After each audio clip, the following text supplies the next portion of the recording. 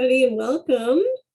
We're delighted to welcome you to our next alumni session, where we'll be connecting with three of our undergrad alum who have taken all Bachelor of Commerce programs. And so we're delighted to welcome Tyson Knauf, Portia Zaffaroni, and Bryan Knauf. So we've got two brothers and Portia as well. And I will say Portia is going to be soon to be a double alum with almost completing her executive coaching as well. So we're thrilled to welcome everybody here today.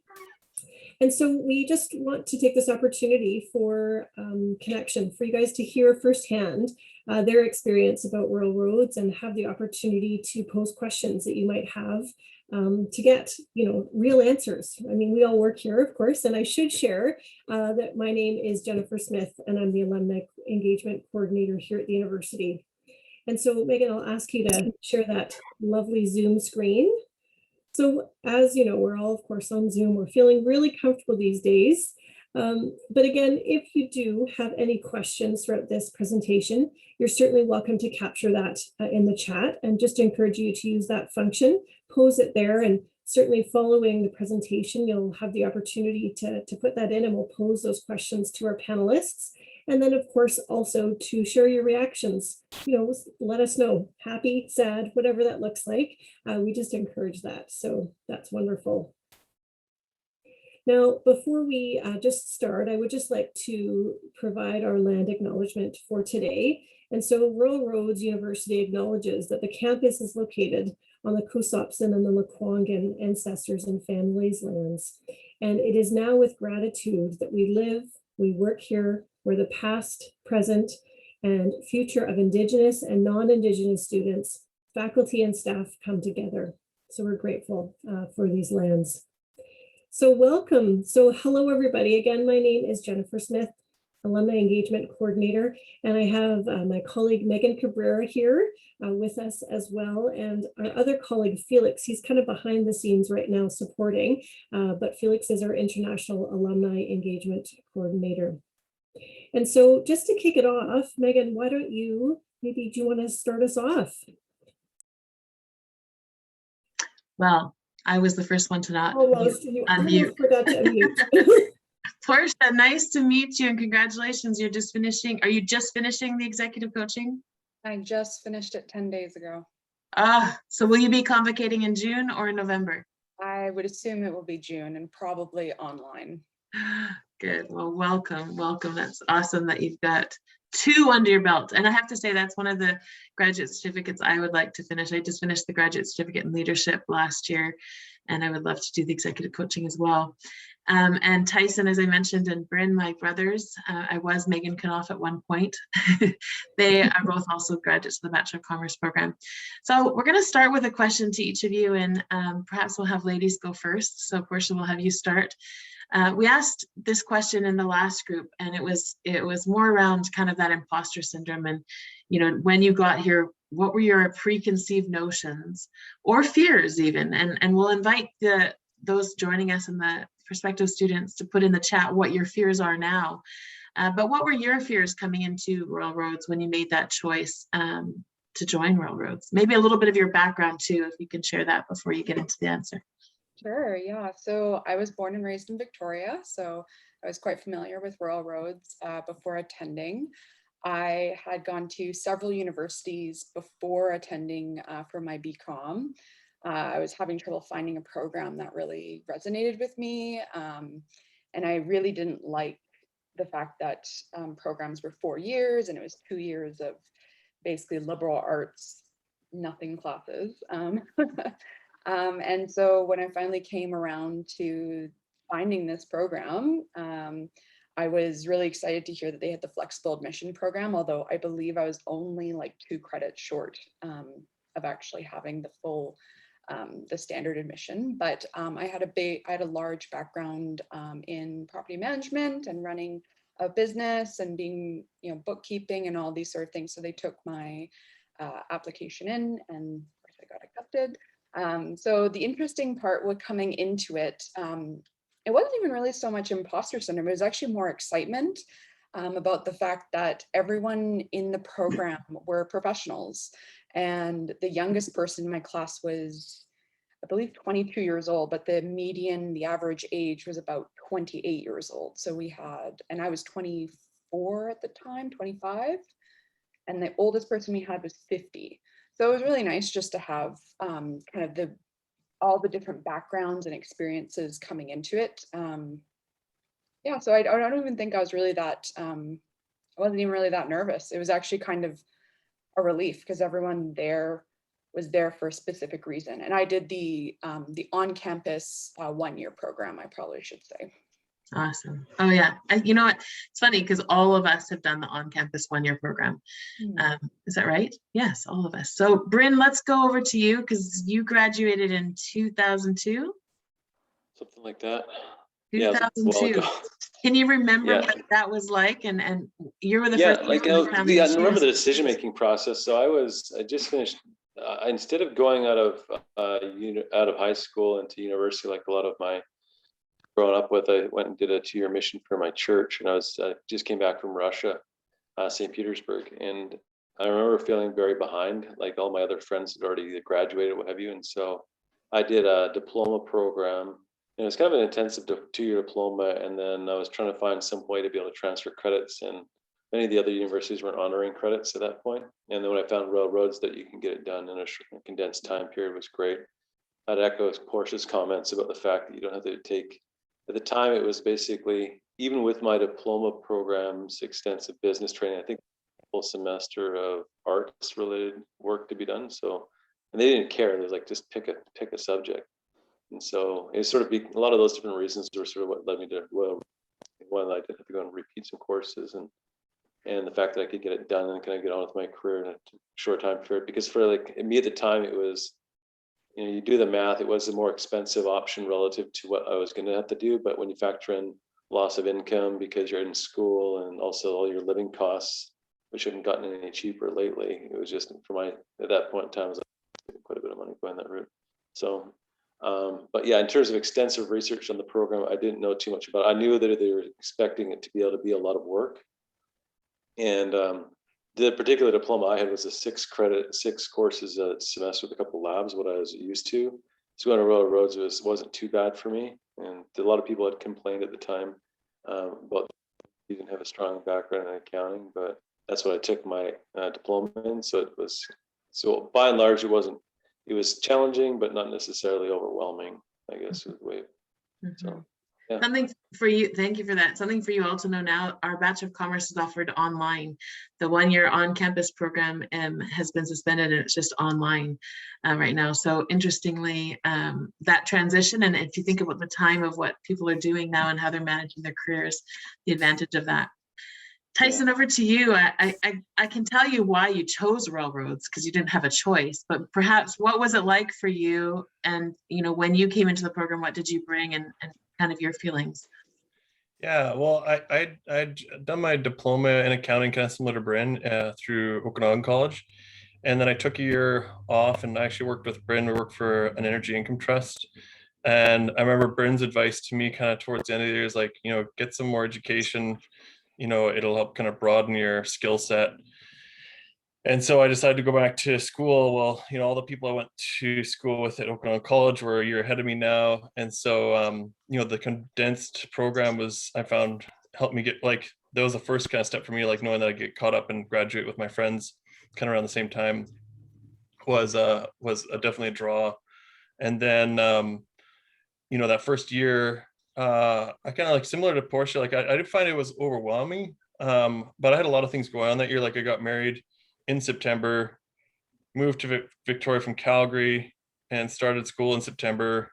And there's a lot of stuff going. My wife she played for the Canadian women's rugby team in Victoria, so she's traveling all that year, and I was just going to school. So it was kind of just a heads down year, and it worked out well. But I found that it definitely wasn't as overwhelming as I thought it'd be. And like Bryn mentioned, it wasn't hard. Like I found actually, the accounting diploma was probably harder in terms of like just feeling like I couldn't do it, or I didn't have the mental capacity to do it, but then having to just kind of slog through it. Whereas railroads, it's like you just have to have the work ethic to do it. If you just put in the time, then it was actually found it a lot easier that way, but more time consuming. But I had the time, so it wasn't so bad. From your, now this is to all three of you too, from your previous studies experiences and study experiences and post-secondary education, how did Royal Roads differ from that? What was the difference in the learning? Like you've just kind of alluded to it being different, Tyson, and Portia, how about you? Any difference from your previous study experiences? Yeah, so I went to UVic, I've been to Camosun, I went to an international school. So there's a big difference that I found was the class size. Our cohort was about 25 people, which was really nice because, I mean, again, this is on campus, so we pretty much lived, breathed each other for about 12 months. And what I really liked was that every one of my faculty were in the field, in their industry, currently working. The thing about UVic is that you get people who are tenured and they've been there and they've been teaching for 10, 20, 30 years, but they actually haven't been working in their industry for that period of time. So it was really great. You know, our accounting teacher, you know, he was an accountant with a practice. You know, we had our law professor, I guess, who was also a practicing lawyer.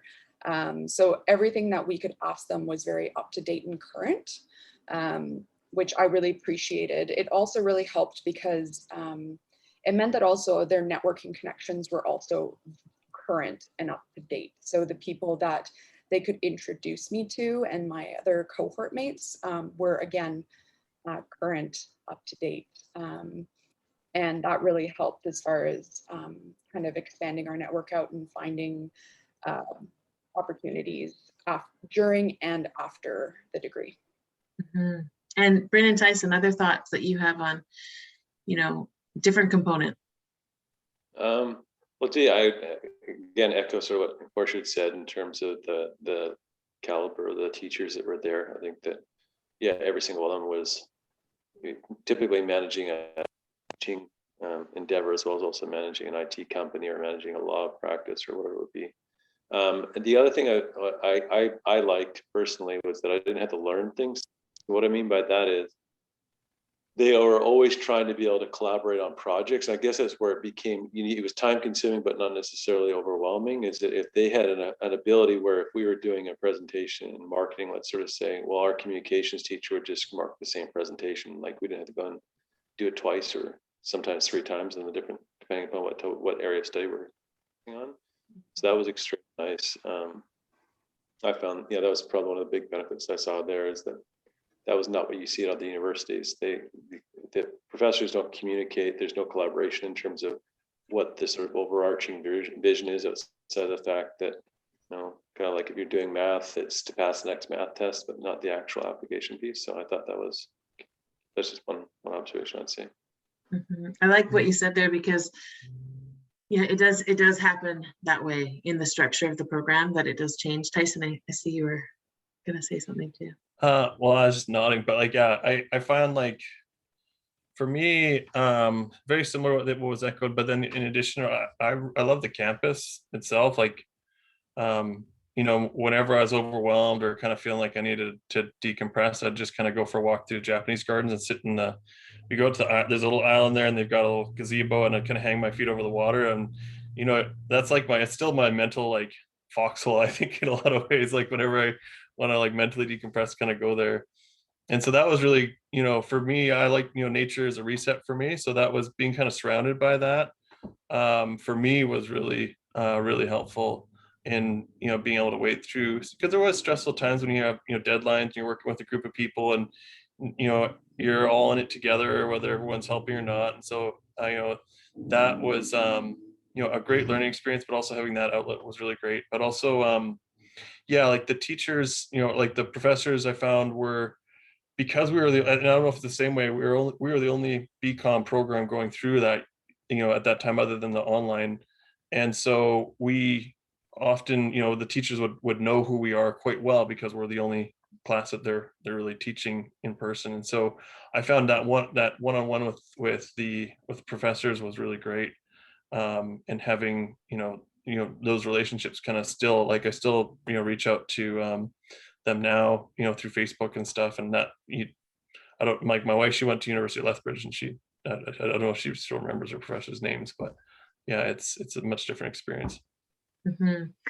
And each of you kind of touched on those components that I also echo in my experiences at Royal Roads. And one of the transformational pieces for me was the teamwork, because, I'd always done individual work. I mean, my experience in the Okanagan pre-Royal Roads was all about what I put in, I got out. And so it was very individually focused, whereas at Royal Roads, that was probably one of the challenges, but it was also why I went and sat in the classroom. As I mentioned, Bryn invited me to come, and then the faculty and staff said, sure, you want to come and sit in the classroom, come on down and experience it. And I could just see that benefit of the teams. But it was one of my kind of fears, to be honest, was, what is it going to be like to work in teams and to be reliant on somebody else doing their part? And so I'm sure you have good experiences and bad experiences from teamwork. What were those, and what did you take away? I'll pose that to all three of you, and whoever would like to go first, please. I'll go again if Sure. others will let me go. I would have to say it was funny because they told us about how much teamwork there would be at the very beginning of the program. And I just remember everyone groaning and rolling their eyes and being like, oh God. And the first weekend was really bumpy. It was over Thanksgiving long weekend.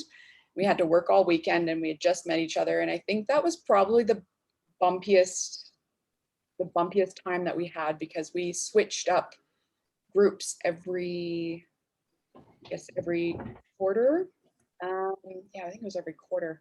And so it was by the time that we reached the end of our program, we went from hating group work to loving group work, because I think also we were just so all connected to each other, and we knew each other so well that we knew how it really worked. And it gave a real insight into how an environment can really flow in, like in an organization or a business, when people actually do work together and they all pull their own weight. And I think that was something that when I came out of the program, I remember applying for a job. I moved to Calgary shortly after I finished my program in 2017.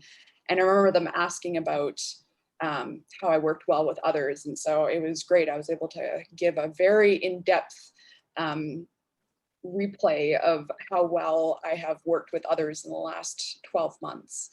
And it's something that now I've really shifted on when I work with others. I mean, always depends on, I guess, who's in the group, but we also found pretty quickly that within the first week or two, the people that didn't fit into the program ended up dropping out, and then everyone else was there, and they were there 100%. So it was a wonderful experience, especially with being on campus. Like I said, we were there till very late in the morning a lot of the time. And but then we also found time to help each other. We had one of our cohorts, she was really good at accounting. And so half of our class was struggling with accounting. So she actually hosted free workshops and basically would tutor us, the whole cohort. And then she actually ended up going into being an accountant after she finished her degree. So it was interesting, because she said that if she hadn't had that experience of tutoring us and teaching us, she probably wouldn't have gone into that field. So kind of interesting to see what comes out of it. Very cool. Thank you for that. I'm going to kind of rephrase the question now to Bryn and Tyson and ask you, okay, so, given what Portia said in your experiences of working and learning how to work in teams, how's that served you in your careers?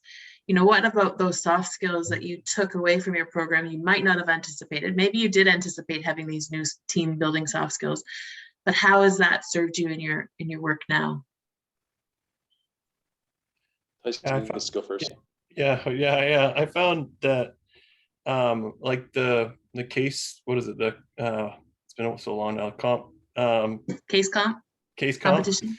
Yeah, that actually helped a lot in terms of just realizing that business ventures aren't always perfect at the get-go. I guess that helped me to kind of realize that things typically don't always start perfectly, but they can get better over time, business ventures wise. And so since then, I've taken on a lot of different business ventures, and that that alone, just having kind of getting my feet into what even the baby steps of entrepreneurship are, through that was a real help for me. And just having I guess maybe like broadening my ability to take on risk and do those things, those were kind of the first steps for me, I think, in those ways. And it helped me to kind of look at personal development, a lot of those things along the way, coaching, and that I think Case Cup was it was a big first step for me. And it was my first real kind of quote unquote,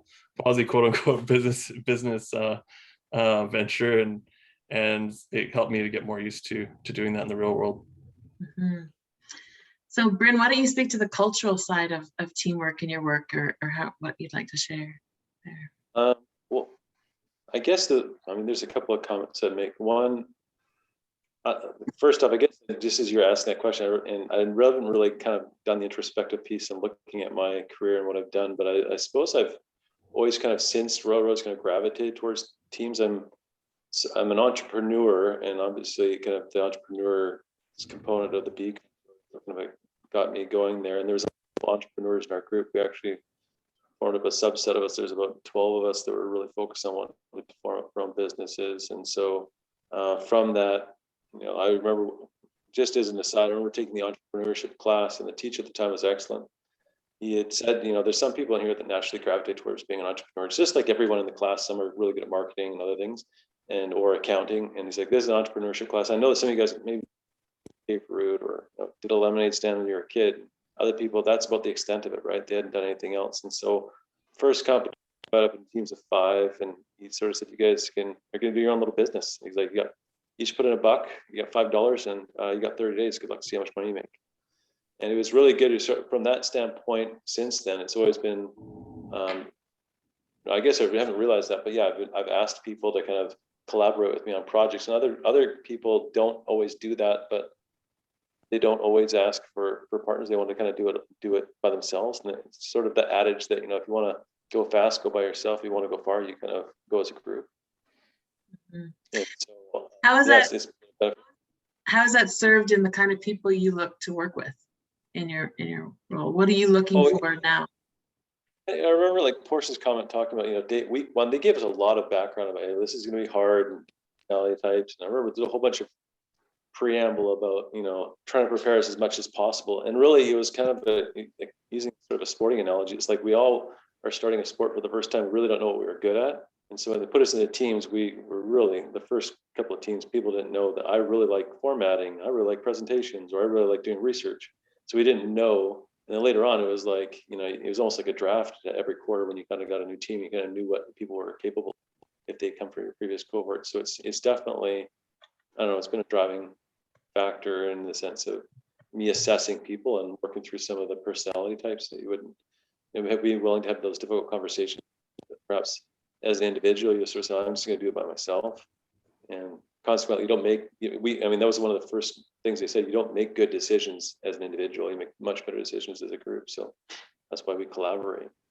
Yeah, I love it. It's funny because Winston Churchill said that fear is a reaction, courage is a decision.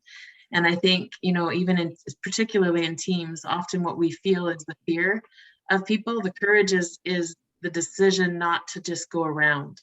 It's to go through the problem and to deal with the problem. And I think at Railroads, my takeaway was, I stopped going around problems, and you start dealing with the problems so that you can actually come to a solution versus just going around them. I think we can all speak to that. Now, I'd like to just ask each of you to share now, where are you in your careers today? What are you doing in your career, and how do you feel your experience and studies at Railroads helped you get there? So Tyson, do you want to start, and then we'll go to Portia and Bryn? Yeah, I've got my fingers in a few things. I think I don't know if that started from Railroad, probably. But so I graduated Railroads, couldn't find a job. And then actually Bryn was working for one of his people from his alumni up in Vernon here. I got a job working with them. And then shortly after that, I got into banking. So actually that's where Royal Roads helped me a lot there, because I remember I got a job as a commercial services officer working with all these kind of older ladies, and they didn't really want me there to start with because they thought I was this young kid. And I found out later that my boss actually said, well, he's got a degree, I'm sure he can figure it out. And so that was the first time I was like, yeah, my degree meant something. And then it kind of grew from there. In banking, I became a branch manager, then went and had my own branch for a couple of years, and then went into private banking and worked for Scotia Wealth Management. And I did that for a couple of years.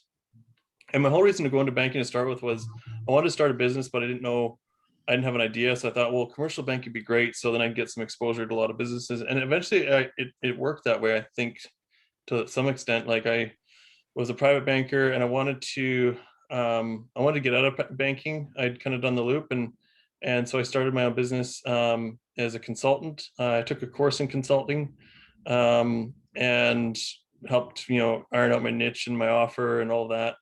And then worked as a connector basically for mortgage brokers, connecting them with realtors.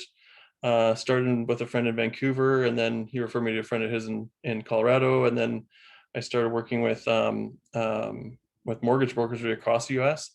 And then it's since grown into working with executive coaches. And that was through the same field. Like a friend of mine that was, a consultant was having a hard time getting results for an executive coach.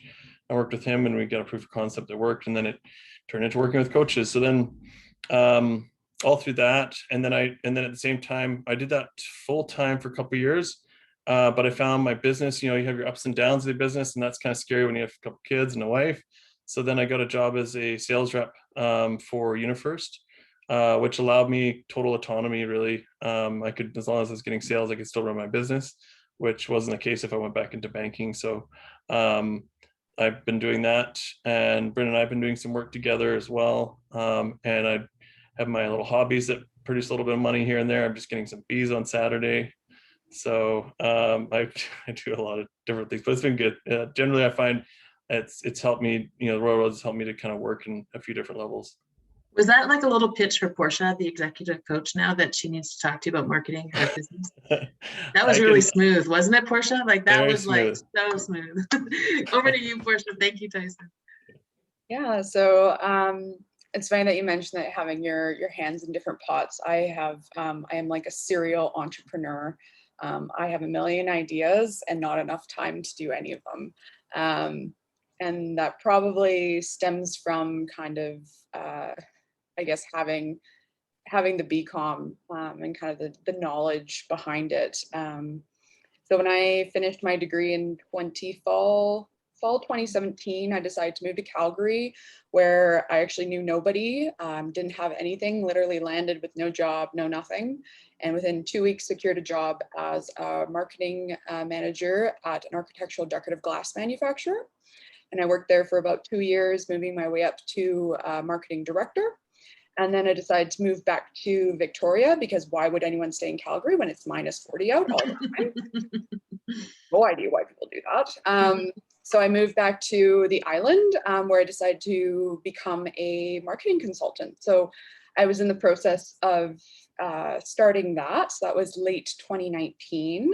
I subsequently then started the West Coast Professional Women's Society, which is a nonprofit organization for women in business and professional women. It's a community of education, inspiration, and support.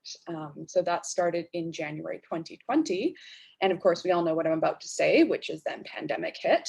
And everything that I had been working towards basically fell out beneath my feet. So at that point, the last year has been a bit rough. But at that point, I was already planning on doing my executive coaching in April of 2020, which of course they pushed it back due to the pandemic to September.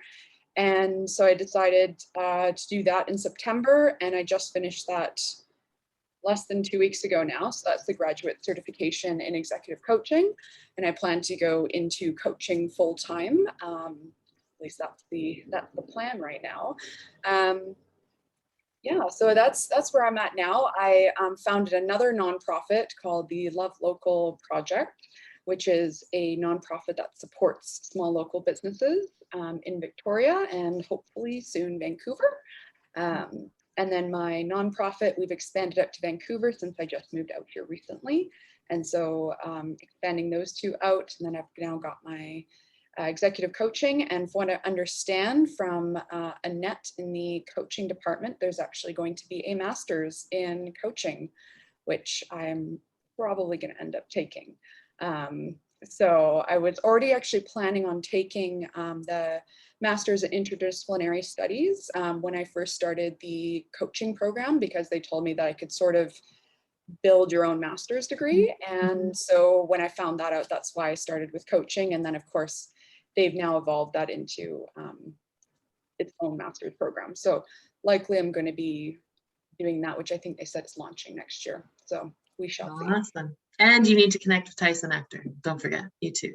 Absolutely. There's a connection here. And Bryn. Bryn, for you, your world now. How many years later? Over 20. Yes. So there should be a story here, right? There's like a lot of stories here. I don't know how to kind of even summarize sort of. I know years ago, I remember they had a sort of a multi-university entrepreneurial challenge. You're supposed to do these sales pitches. They're supposed to be a minute. And I wish I had something like that prepared ahead of time, because I don't necessarily know how to summarize everything that's. I guess I've lived many different lives since going to railroads, from doing various sales related jobs to working in real estate and recreational real estate and development, and then consulting on recreational real estate sales and projects for developers that were struggling to kind of meet their sales targets. I transitioned out of real estate to go into working in what I thought at the time was really exciting, which was green technologies. Tyson mentioned one of the businesses. Sort of my kind of adding layer upon layer of education and experience. I was helping a company to develop their carbon emissions program for selling up all their carbon emissions on a West Africa project.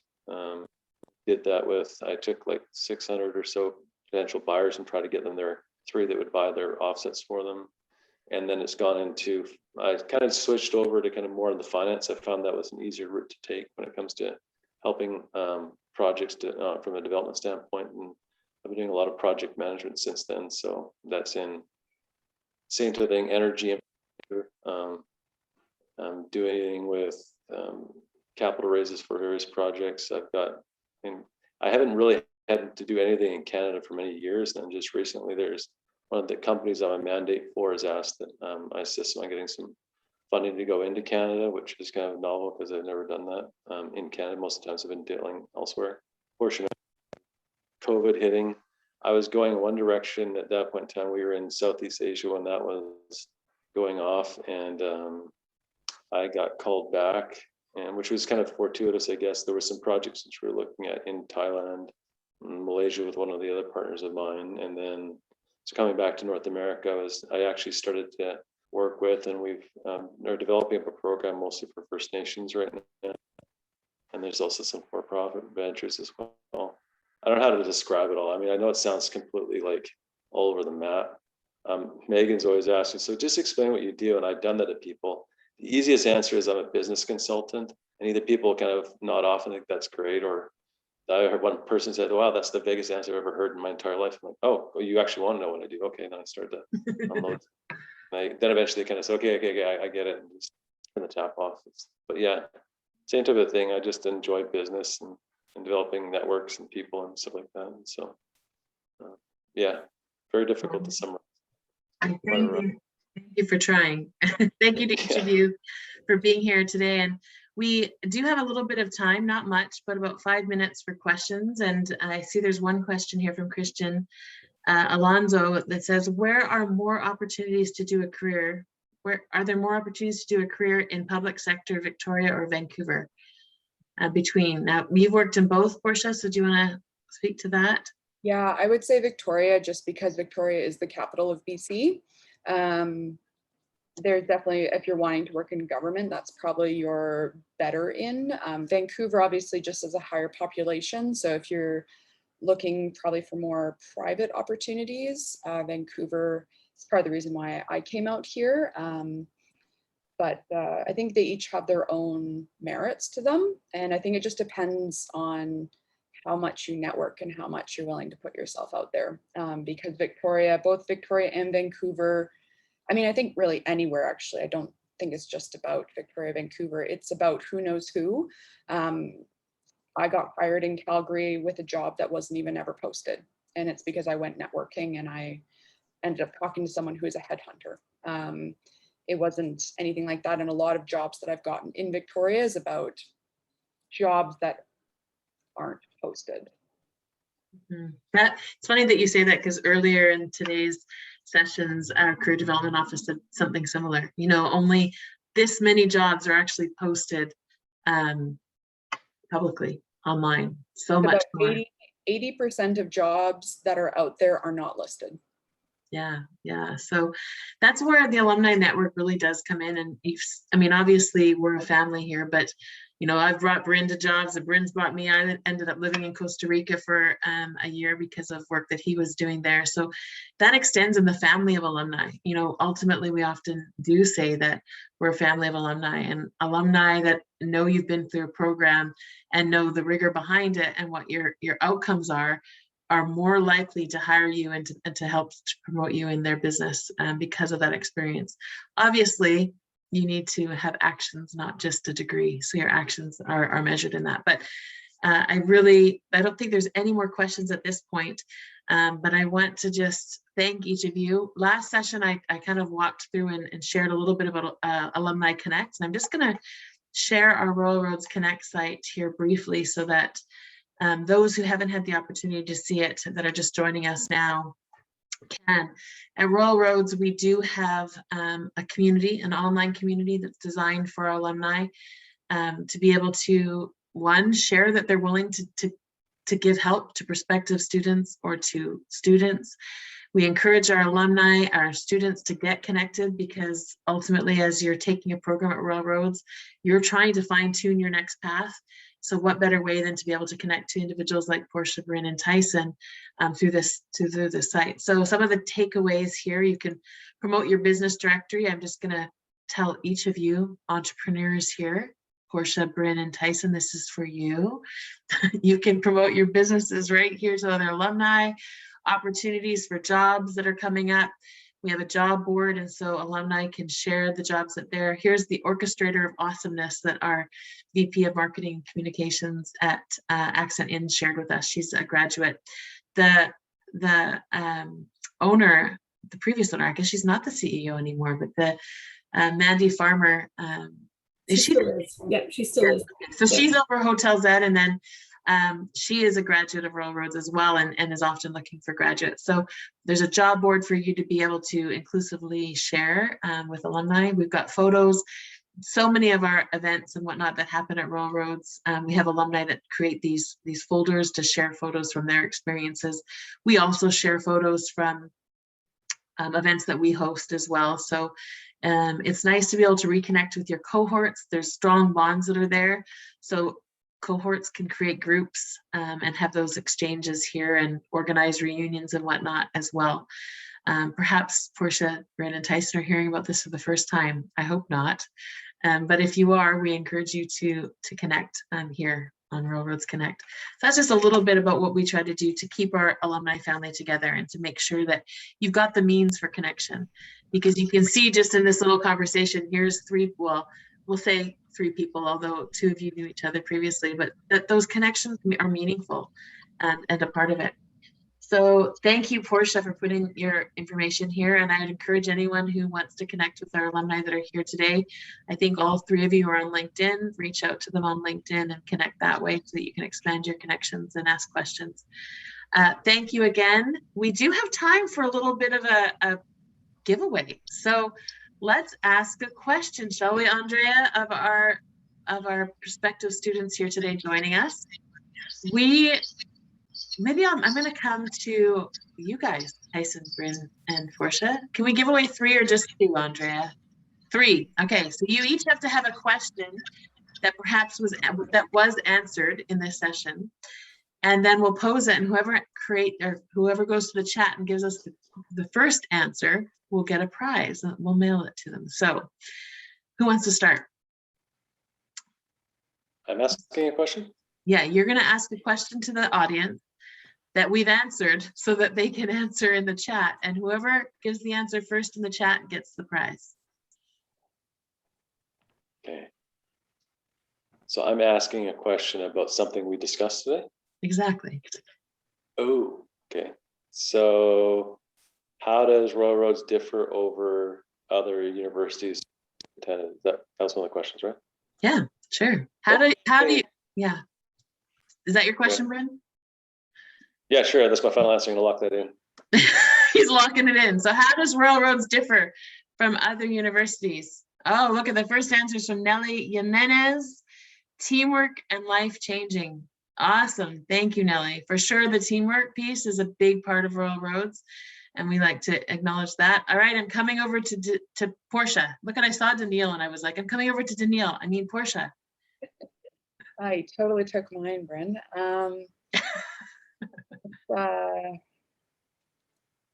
hard one. I guess what do you go with the faculty? I was going to say, what makes the faculty different from other universities? Mm-hmm. All right, looking at the chat, guys. What makes RRU faculty different than our faculty from other universities? There we go. Nelly again. Is that you again? Experienced teachers, and they're currently working. They're prepared. Okay, did Nelly get the last one? If it is, then we're going to go to Christian Alonso. Yeah, Nelly, you're pretty fast on the draw, I'm going to have to say. But Christian, same thing. They're prepared in professional field. Wonderful. So Nelly and Christian have got prizes so far. So Tyson, you must have a very great question to finish off our session today.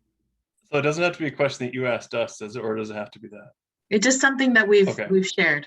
No Where's the Royal Roads happy place? That Tyson talked about today. I see you got a picture of it, Megs, on your background. It's your happy place. All right. So let's see if anybody is Japanese garden. Look at that. Valeria. You gotta go back to your background image in your LinkedIn. That's where I sat. Okay, so you want me to put this here? I'll just I'll share it again because that's what Tyson was talking about here. Is this gazebo on the Japanese garden? I sat between that gap and just you could hang your feet over the water there. That's right. There are some railings there now, so it's not as easy, but I'm sure you could figure it out. It's so funny because I think our instructors, our first week that we had, one of the things they told us was to go touch a tree. So it kind of became a thing when everyone was really stressed out that we'd go tell people to go touch trees. It was great. I mean, the campus is just beautiful. We used to go running. We had a running group and we'd go running on lunch breaks through the grounds. Oh, awesome. What a great note to end on. Thank you, Portia. Thank you to each of you for being with us today. Thank you to my brothers, Tyson and Bryn, for coming. I mean, you know, I really did just want to wrangle them, I have to say, because they've, you know, been on this journey with me for years, and Bryn's the one who got me here at Royal Roads, and I thank him. And thank you to each of you for your investment at Royal Roads and your continued investment in those that are continuing to choose Royal Roads, and for being willing to share and to mentor those that I want to reach out to you. Portia, thank you for putting your contact information. Reach out to these individuals on LinkedIn. And that's it for this session. Thank you all. Have a great day. I know that our next session is right around the corner, and that is going to be offered by a group that I love working with as well. You know, kind of students. That's where we're at, right? We want to talk more about the students at Royal Roads. So tips for finding housing. Is that something people want to know about? I don't know. We have people joining us here today, for those of you who are here, from all over the world. And so I encourage you, as we transfer over to this next group, to put in the chat where you're joining us from, and we're going to sign out. Thank you so much. Thanks, everybody. Have a great day.